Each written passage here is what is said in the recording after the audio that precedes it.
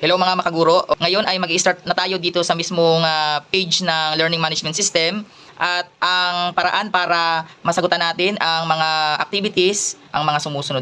So kung mapapansin mo, dito sa aking dashboard ay nakalock pa. Yan, nakalock pa yung mga activities natin.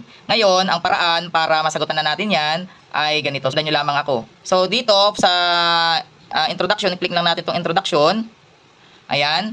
At sa introduction, pag nakita nyo na, yung introduction na yan, ayan, babasahin natin, syempre, na andyan nakalagay yung mga important note na kailangan natin. So, para yan ay ma-unlock natin yung mga activities, ay punta kayo rito, iangat ulit natin. Okay, so pinabasa muna natin sa inyo para alam niyo. Mahirap kasi yung mag-shortcut agad tayo. Okay, mark as done. Ayan, so kapag done na, click mo na yan done. Ayan, so tingnan natin kung may nabago ba. Okay, so ang mangyayari dito sa activity 1, ayan. So sa activity 1, click natin. Ayan, activity 1 ay masasagutan na natin siya.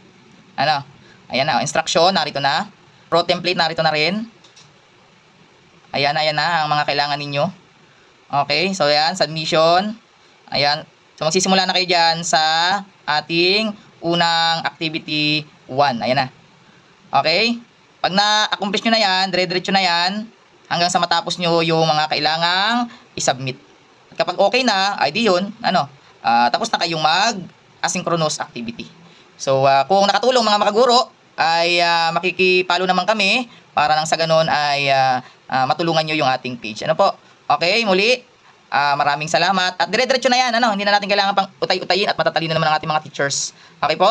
So, yun lamang. At maraming salamat.